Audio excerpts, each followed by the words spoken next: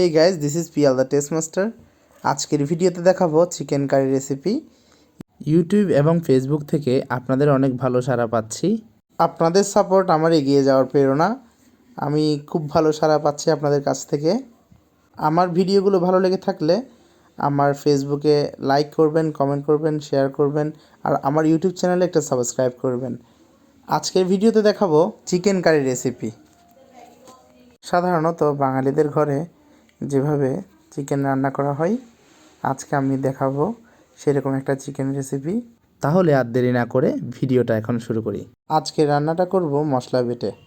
প্রথমে জিরা, আদা, রসুন, পেঁয়াজ একসাথে বেটে নিচ্ছি। আজকের বাটাটা হচ্ছে শিলপাটায়। শিলপাটায় বাটলে খাবারের টেস্ট অনেক বেশি হয়, খাবারের স্বাদ বেড়ে যায়। বাটা মশলায় রান্না করলে রান্নার ঝোলটা অনেক ঘন হয়, যার কারণে আমাদের তরকারিটা খুব স্বাদ লাগে। আর বাটা মশলায় রান্না করে খেলে রান্নার স্বাদ দ্বিগুণ বেড়ে যায়। এজন্য পেঁয়াজ, রসুন, আদা এবং জিরা একসাথে বেটে নিয়েছি। এবার কড়াইতে দিয়ে দিচ্ছি সাদা তেল। যদিও কড়াইটাতে একটা হাতল নেই, তবুও খুব ভালোভাবে এটাতে ভাজা যায়। প্রথমে আলুগুলো দিয়ে দিয়েছি তেলে, এরপর দিয়ে দিচ্ছি পরিমাণ মতো লবণ। এখানে 2 জনের চিকেন রান্না করব। এখন দিচ্ছি হলুদের গুঁড়ো আলু ভাজার জন্য।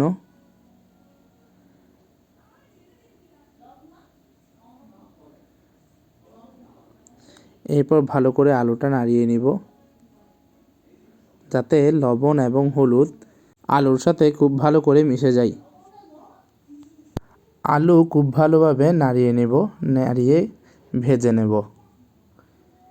আমি এখানে একটা আলুকে 4 টুকরো করে নিয়েছি। এরপর আলুগুলো তুলে নিচ্ছি। সেই ভেজে রাখা তেলে দিয়ে দিচ্ছি চিকেন।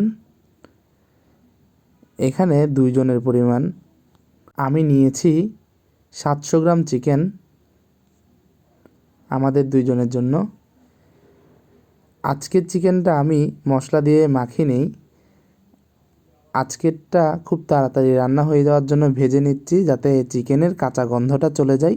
সাধারণত বাঙালি পরিবারগুলোতে এভাবেই রান্না করে, আবার অনেকে আছে মাংসতে প্রথমে মশলা মিশিয়ে এরপর রান্না করে। এখন আলতো করে ভাজা মাংসগুলো তুলে নিচ্ছি। দিয়ে দিচ্ছি শুকনো মশলা। আমি এখানে দিয়েছি এলাচ, লং, দারচিনি, গোলমরিচ, তেজপাতা ও পেঁয়াজ। এগুলো একটু ভালো করে নাড়িয়ে নেব। এখন দিয়ে দিচ্ছি মরিচের গুঁড়ো, হলুদের গুঁড়ো। একটা বাটিতে নিয়েছি, একটু জল মিশিয়ে দিয়ে দিচ্ছি। এবার দিয়ে দিচ্ছি যে মশলাটা আগে বেটে নিয়েছিলাম। এটাতে আদা, রসুন, পেঁয়াজ এবং জিরা একসাথে বেটে নিয়েছিলাম। বাটা মশলায় রান্নাটা অত্যন্ত সুস্বাদু। আপনারা চাইলে ব্লেন্ডারে ব্লেন্ড করে ঠিক এভাবে বাটা মশলা দিয়ে চিকেন ফ্রাই করে দেখতে পারেন। এবার দিয়ে দিচ্ছি আলু আর চিকেন যেটা আমি তেলে ভেজে নিয়েছিলাম। এই মশলাটার সাথে মিশিয়ে নিব আলু আর চিকেনটাকে ভালো করে। দিয়ে দিচ্ছি পরিমাণ মতো লবণ, আপনারা আপনাদের স্বাদ মতো দিবেন।